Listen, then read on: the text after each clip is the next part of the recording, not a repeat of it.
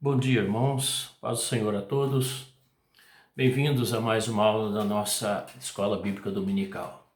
Vamos orar agradecendo a Deus por essa oportunidade. Pai Celestial, em nome de Jesus, nós estamos mais uma vez na Tua presença, Deus. Obrigado por esta manhã. Obrigado pelo privilégio de podermos nos reunir com nossos irmãos que nos assistem para nós prosseguirmos estudando a Tua Palavra dentro desse tema tão interessante, tão profundo, que é o tema dos milagres do Senhor na nossa vida, Deus. Pai, nós declaramos a nossa completa submissão ao Senhor, completa dependência do Senhor, para que o Senhor fale conosco nesta manhã, através da Tua santa e bendita palavra. Nos abençoe durante essa aula, ajuda-nos, Senhor, a entendermos as riquezas da Tua palavra, e aquilo que o Senhor quer mostrar para nós e trazer à nossa mente, ao nosso coração nesta manhã, para que possamos experimentar as bênçãos e milagres que o Senhor tem reservado para a nossa vida, Pai. Abençoa cada um de nós, abençoa as classes da Escola Dominical, tudo que iremos comentar e compartilhar nesta manhã. Que o Teu Espírito Santo possa nos conduzir, Deus, e falar conosco, fortalecendo a nossa fé, para que através da fé nós possamos receber as bênçãos e milagres do Senhor sobre nossas vidas. É o nosso pedido, nossa oração nesta manhã, agradecidos já, uma ação de graças em nome de Jesus. Amém. Amém, Senhor. Muito bem, queridos, vamos prosseguir no nosso tema, milagres. Domingo passado nós vimos o ponto condições para os milagres, que foi 3 itens, né? Aceitar o senhorio de Cristo, tirar toda a dúvida do coração e dar liberdade para a ação sobrenatural de Deus. Hoje prosseguiremos mais um ponto, 4 chaves para o milagre, 4 segredos para recebermos bênçãos e milagres de Deus na nossa vida. Vamos lá. Primeiro, intensidade e persistência na oração, na busca. Se nós quisermos receber bênçãos de Deus para a nossa vida, esse item é muito importante. A intensidade com que nós buscamos a Deus, a persistência, a perseverança com que nós buscamos a bênção de Deus na nossa vida. Eu quero trazer aqui pelo menos 2 exemplos. O primeiro exemplo é um exemplo que eu gosto muito, que mostra a importância da perseverança na busca de uma bênção de Deus. No livro do Gênesis, capítulo 25, versículos 20, 21 e 26. Gênesis 25 diz o seguinte, versículo 20. E era Isaque da idade de 40 anos quando tomou a Rebeca por sua mulher, por sua esposa. 40 anos. Versículo 21. Isaque orou instantemente ao Senhor por sua mulher, porquanto era estéril. E o Senhor ouviu as suas orações e Rebeca, sua mulher, concebeu.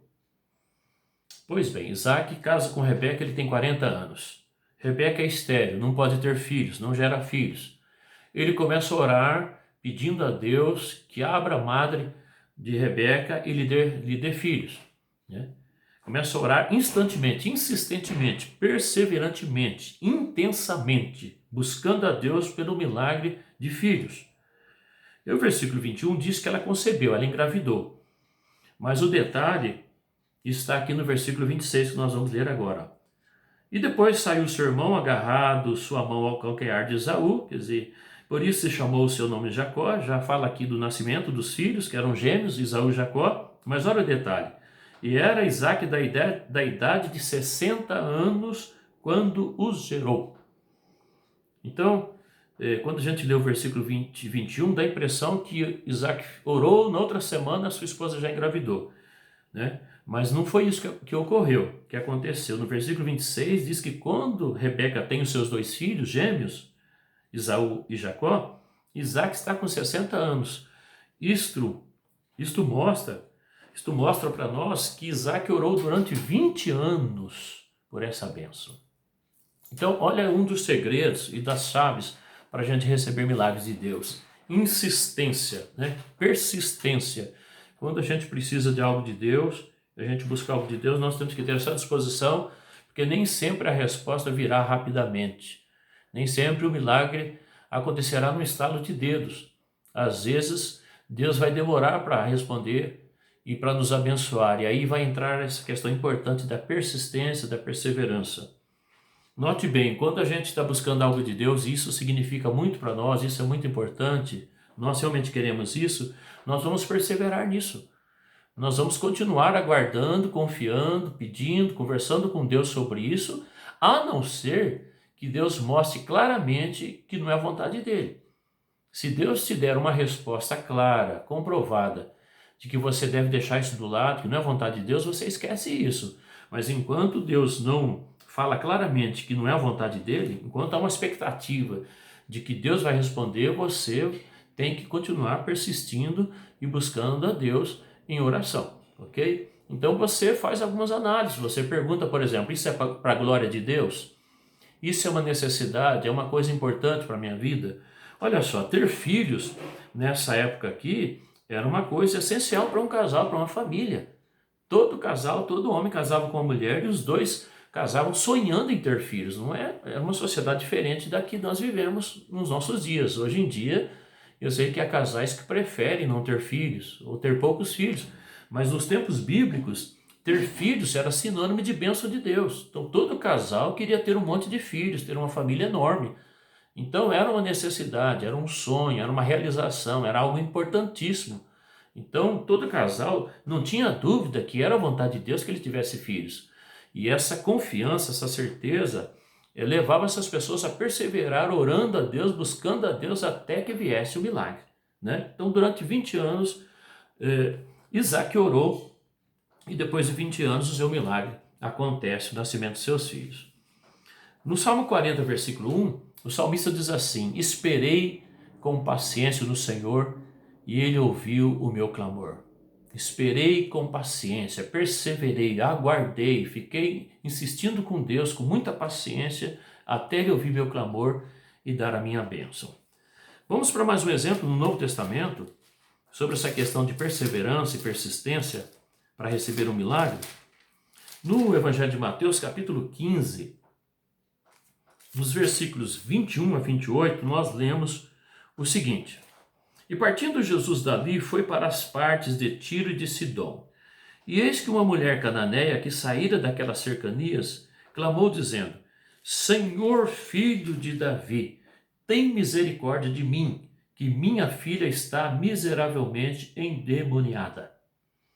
Preste atenção nessa expressão, tem misericórdia de mim. Quando nós pedimos misericórdia para Deus, nós estamos querendo dizer a Deus que nós estamos pedindo algo que nós não merecemos, mas que nós precisamos. Se você pedir para Deus justiça, você estará pedindo para Deus fazer para você algo que você merece. Apenas tão somente isso, algo que você merece. Quando você pede misericórdia a Deus, você está pedindo para Deus fazer por você algo que você reconhece que não merece, mas que você precisa. Por isso você está clamando pela misericórdia de Deus. Quando eu digo assim, Deus, tenha misericórdia de mim, eu estou dizendo para Deus, Deus, faça por mim algo que eu não mereço, eu reconheço que eu não mereço, mas eu preciso, por isso que eu estou pedindo ao Senhor. Então essa mulher chega para Jesus dizendo, tem misericórdia de mim, que minha filha está miseravelmente endemoniada. Vamos ao versículo 23. Olha a reação, a primeira reação de Jesus. Mas ele não lhe respondeu palavra. Jesus simplesmente continuou quieto, não falou nada. Deixa eu perguntar para você, como você reage quando você pede algo para Deus e parece que Deus não responde? Quando você ora e parece que Deus não respondeu, nem ouviu sua oração, não fez caso, não aconteceu nada, como você se sente? Às vezes, nós temos a impressão de que Deus está ignorando a nossa oração, que Deus não está ligando para nós. Mas isso é o que nós estamos pensando, isso não é verdade. A verdade é aquilo que a Bíblia diz. a Bíblia diz que Deus tem prazer em nossas orações, que Ele sempre nos ouve e tem prazer em nos responder. E de que Deus não ignora nossas orações, não nos discrimina. Mas a nossa impressão é que às vezes Deus não está fazendo conta das nossas orações. Então, olha só, essa mulher clama a Jesus, ele não fala nada. E ela está clamando tanto que os seus discípulos, chegando ao pé dele, rogaram-lhe dizendo: despede-a, que vem gritando atrás de nós. Jesus, essa mulher está orando, pedindo, aí o senhor não fala nada, o senhor não faz nada, né? A impressão que nós temos é que Jesus não está ligando para ela. Mas é só um teste. Se você estivesse no lugar dessa mulher, o que você faria diante dessa reação, ou dessa não reação de Jesus? Você desistiria? Você ficaria revoltado? Você brigaria com Jesus? Você chutava o balde? Né? Quando Jesus responde, no versículo 24, ele diz assim: eu não fui enviado senão as ovelhas perdidas da casa de Israel. No versículo 24 nós temos a impressão que Jesus está dizendo para ela assim: eu estou priorizando outras pessoas. Não estou priorizando você, minha prioridade é outras pessoas. No versículo 26, Jesus disse assim, mais uma vez, olha, não é bom pegar o pão dos filhos e deitá-lo aos cachorrinhos. Mais uma vez, a impressão é que Jesus está querendo dizer isso: eu estou priorizando outras pessoas. A gente sabe, né, que Deus não discrimina pessoas, Deus não faz acepção de pessoas, que Deus ama a todos. Aliás, a Bíblia mostra e revela para nós que Deus tem uma predileção pelos mais pobres, pelos mais carentes, pelos mais sofridos, pelos mais desfavorecidos, né? Então Jesus não está desprezando ela, mas quando ele dá essa palavra, essas duas respostas, do versículo 24 e 26, a impressão é que ele está querendo dizer: eu tenho uma outra prioridade. Então nós temos certeza que Jesus não está discriminando ela, mas é um teste para ver aonde vai a persistência dessa mulher. Onde vai a persistência dela, né? Deus não nos discrimina, mas às vezes Deus quer ver até onde nós vamos persistir e continuar crendo, esperando e buscando em Deus o nosso milagre. A reação dessa mulher é muito interessante, porque quando Jesus dá essa primeira palavra, eu não fui enviado senão as ovelhas perdidas da casa de Israel, ela vem até ele e adora Jesus, se prostra diante de Jesus e o adora, dizendo: Senhor, socorre-me. Quando Jesus dá a segunda palavra, no versículo 26, que dá a impressão de que Jesus está preferindo outros ao invés de abençoar ela, né? Jesus fala: não é bom pegar o pão dos filhos e deitá-lo aos cachorrinhos? Olha a resposta dela: sim, Senhor, mas também os cachorrinhos comem das migalhas que caem da mesa dos seus senhores. Né? Essa palavra é interessante, porque, veja bem, se você senta na mesa para se alimentar, você pega o seu prato, seus talheres, seu guardanapo, e você tem um animal, você tem um gatinho, você tem um cachorrinho. Você não vai pôr o cachorrinho na sua cadeira ao lado, vai dar talheres e prato para ele, dar um guardanapo para ele comer junto com você, né? Onde ficam os animais? Eles vão ficar ali em volta da mesa, em volta dos seus pés, ali na expectativa de, enquanto você come, caia alguma migalha ali e ele vai comer essa migalha, né?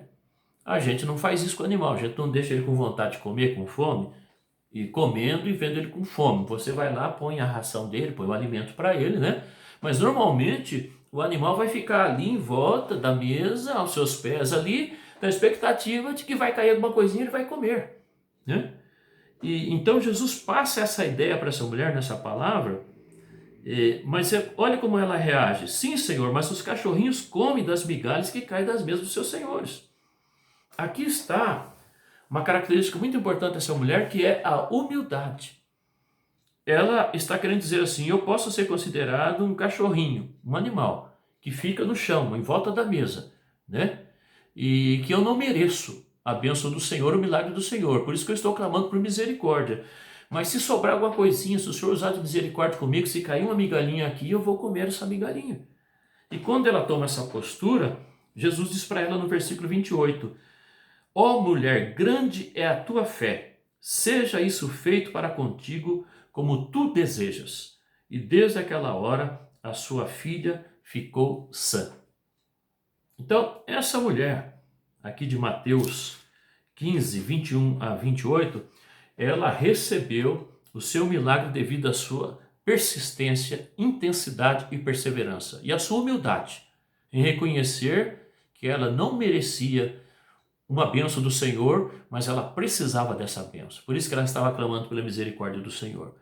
Então, isto é uma chave para nós recebermos milagres de Deus.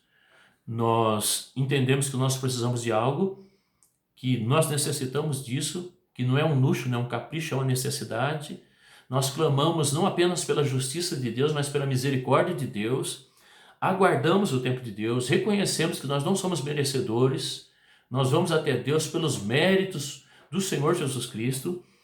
E se tiver que aguardar, que esperar, nós vamos esperar pacientemente até Deus atentar para o nosso pedido e fazer um milagre na nossa vida. Isso é uma chave muito importante para nós recebermos milagres de Deus. A persistência, a perseverança, a intensidade com que nós buscamos a Deus.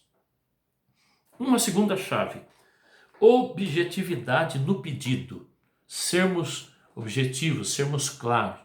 Quando nós buscamos o milagre de Deus, nós temos que dizer exatamente o que nós queremos e o que nós precisamos para Deus. Não porque Deus não saiba, mas Deus espera que nós digamos exatamente o que nós queremos e o que nós precisamos,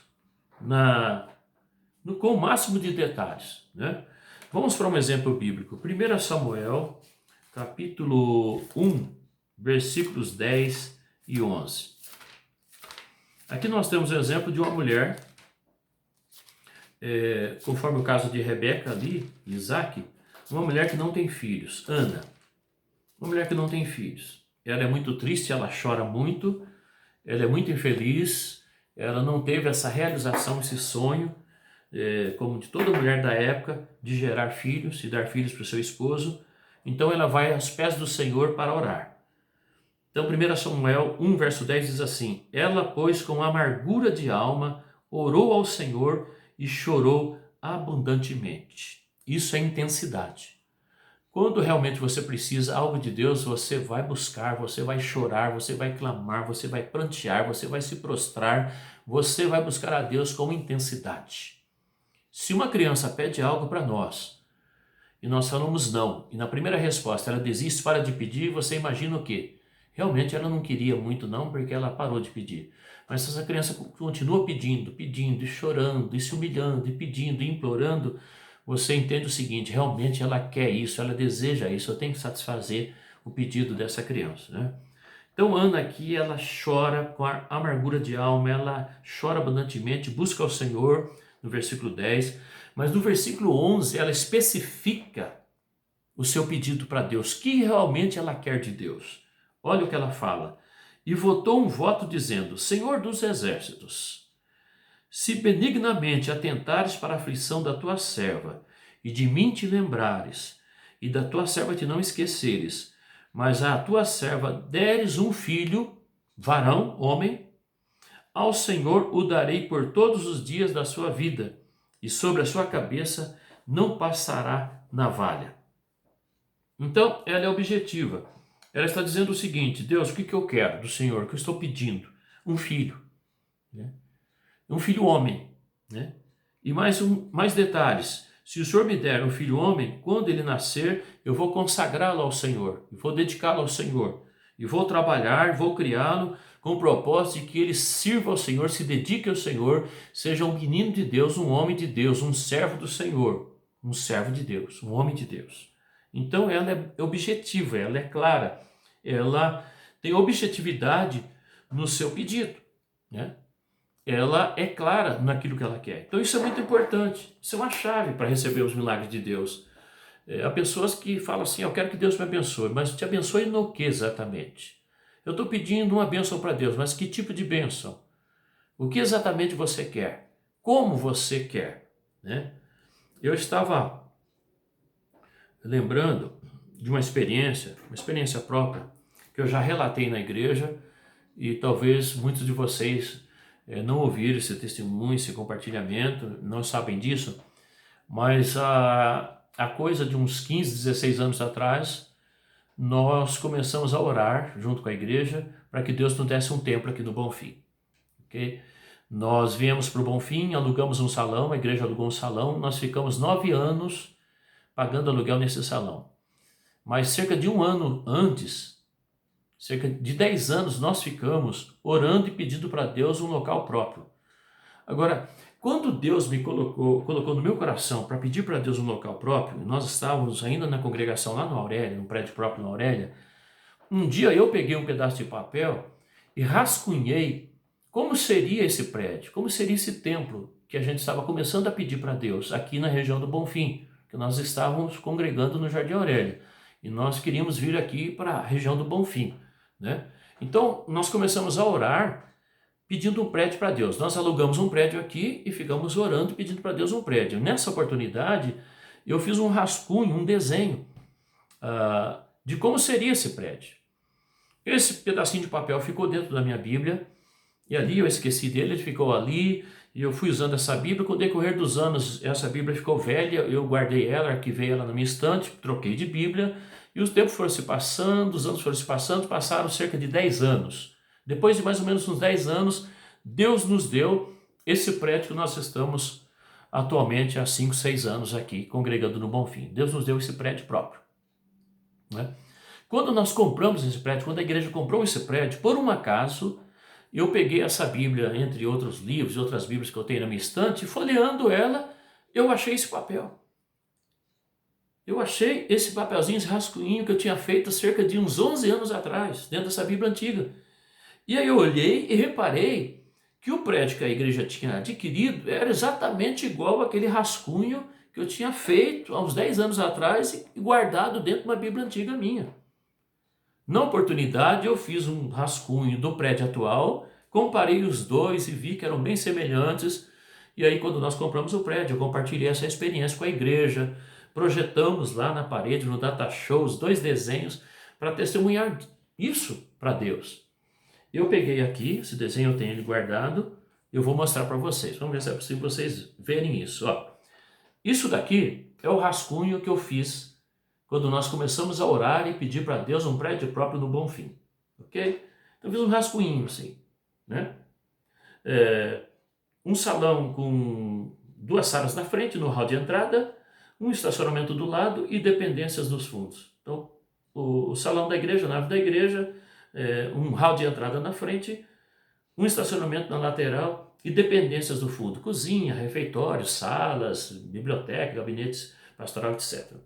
Quando nós compramos o prédio, eu fiz um rascunho do prédio que a gente tinha comprado e observei que era bem semelhante. Um salão, a nave do templo, um hall de entrada com 2 salinhas na frente, um estacionamento na lateral, um corredor na lateral, só que do lado direito, no meu rascunho, o outro antigo estava do lado esquerdo, do lado direito, né? E dependências do fundo, as dependências do fundo. Ok? Então, colocando um do lado do outro aqui, né, o rascunho que eu fiz, e depois dos 10 anos, o que nós compramos. Entendeu? Estamos agora nesse prédio aqui já há uns 5, 6 anos, prédio novo. Então, o que Deus fez? Deus deu para nós um prédio conforme nós tínhamos pedido e colocado, conforme eu tinha idealizado, né, projetado. Olha, a gente precisa, Deus, mais ou menos um espaço assim, que tem um prédio assim, um lugar, estacionamentos, dependências do fundo. Mais ou menos isso, e Deus nos deu exatamente isso. Então, o que eu quero dizer com esse testemunho, esse compartilhamento, essa experiência? Que quando a gente pede um milagre para Deus, a gente deve ser objetivo no pedido. Então, Ana falou assim, Deus, eu quero filhos. Eu quero o quê? Um homem. E quando esse homem, o Senhor me der esse homem, vai ser assim, assim, assim. Bom, nasceu Samuel e Ana foi lá depois de algum tempo, levou ao templo e disse, olha, sacerdote Eli, é o pastor da época, está aqui o menino que eu pedi para Deus, aquele dia que eu estava orando aqui, eu estava orando por isso, está aqui o menino, ele já está preparado, já desmamou, vai ficar aqui na igreja, vai servir ao Senhor, está consagrado, dedicado a Deus, ele vai ficar aqui na casa de Deus, conforme eu prometi ao Senhor, né? Então, muito interessante isso. Deixa eu mostrar um outro exemplo para vocês de oração objetiva.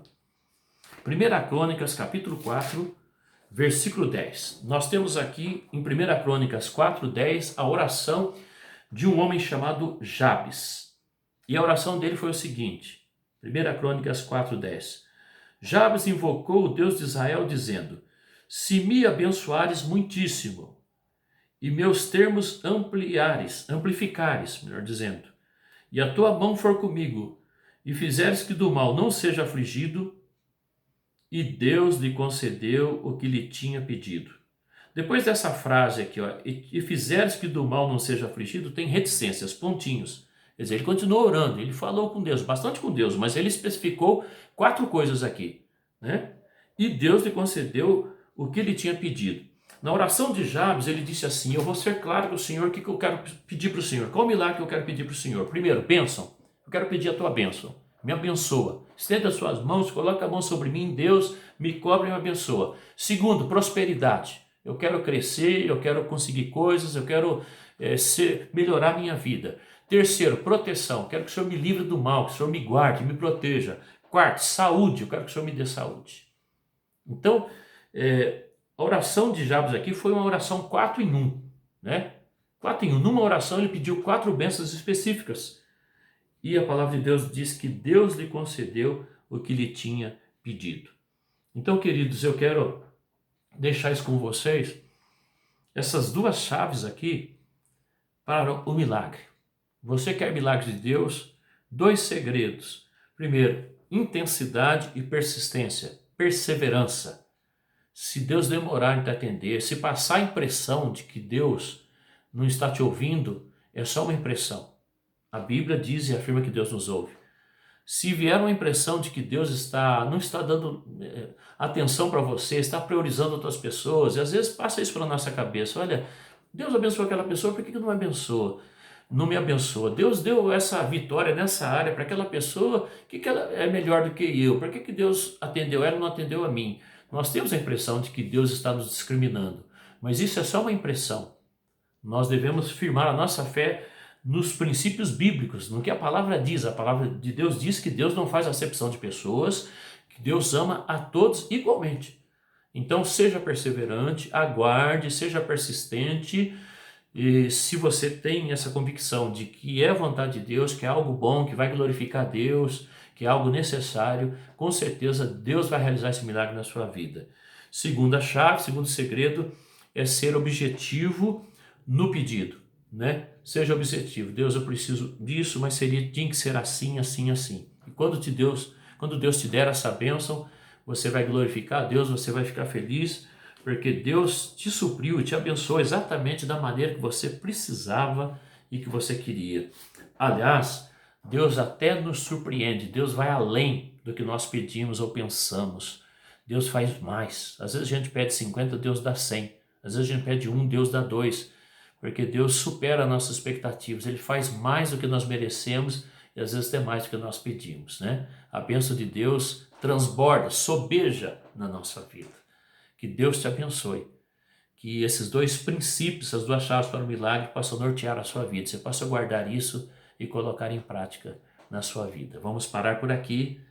No domingo que vem, eu quero apresentar mais 2 chaves, mais 2 segredos para alcançarmos o milagre de Deus no domingo que vem. Amém? Vamos orar? Meu Deus e meu Pai, nós somos gratos ao Senhor, porque o Senhor é bom e a tua misericórdia dura para sempre. Nós aprendemos, entre outras coisas, nesta manhã, que nós devemos clamar pela tua misericórdia. Porque misericórdia é mais do que justiça. O Senhor é mais do que justo, o Senhor é misericordioso. A tua palavra diz que Deus é misericordioso. Isso significa que o Senhor dá para nós e faz por nós aquilo que nós nem merecemos. Muito obrigado, Senhor. Nós reconhecemos que somos pecadores, que somos falhos, somos pequenos, não somos dignos das tuas bênçãos, mas a tua palavra nos incentiva a chegarmos diante do Senhor com confiança, confiando nos méritos do Senhor Jesus Cristo, apelando para a tua misericórdia, e que o Senhor atenta para nós e nos abençoa segundo a nossa necessidade. Pai, nos ajuda a sermos claros, objetivos dos nossos pedidos, ajuda-nos a crermos no poder da oração. Senhor, que nós possamos alcançar os milagres do Senhor, o suprimento para nossas vidas através da oração. nós possamos chegar aos pés do Senhor com humildade no nosso coração, clamando pelo teu socorro, pedindo a tua ajuda, para que o Senhor nos ajude a enfrentarmos nossas lutas, nossas dificuldades, superarmos nossos problemas e sermos abençoados e alcançados pelo Senhor. Obrigado pela vida de cada irmão, cada irmã que nos acompanhou nesse estudo, que nesta manhã o Senhor olhe para a necessidade de cada um, para a vida de cada um, o Senhor tenha misericórdia, venha realizar uma obra de milagre na vida dos teus filhos, Pai, para que todas as nossas necessidades sejam supridas, nós possamos compartilhar as bênçãos, testemunhar e glorificar o teu nome, porque o Senhor é bom. O tempo todo, como diz aquela frase, aquele ditado, Deus é bom o tempo todo Deus é bom. Obrigado, Pai. Abençoa o restante do nosso dia, abençoa o culto, a celebração dessa noite. Em nome de Jesus. Amém e amém. Amém. Glória a Deus. Muito bem. Se você puder aí compartilhar a sua presença nessa sala, você aí registrar sua presença, até para nós podermos estar avaliando como é que estão nossas aulas virtuais, nossa escola online, e podermos procurar melhorar a cada dia. Se você tiver perguntas, observações, mande aí no grupo, e aí durante a semana eu me preparo, domingo que vem eu trago a resposta à sua pergunta, algum questionamento, alguma dúvida, alguma pergunta, e também registra aí a sua participação, tá bom? Na nossa aula de hoje, e no nosso estudo aí para nós podermos avaliar a nossa escola bíblica, tá bom? Hoje à noite, 19 horas, nós estaremos reunindo presencialmente no nosso templo para adorarmos a Deus, prestarmos um culto de louvor e adoração a Deus, recebermos o alimento do céu, a palavra vinda do Senhor para a nossa vida e para o nosso coração. Que Deus te abençoe grandemente, Deus abençoe a sua casa, a sua família, que através da oração você possa crer e receber milagres de Deus na sua vida, em nome de Jesus. Creia no poder da oração, creia no poder da oração. Deus te abençoe em nome de Jesus.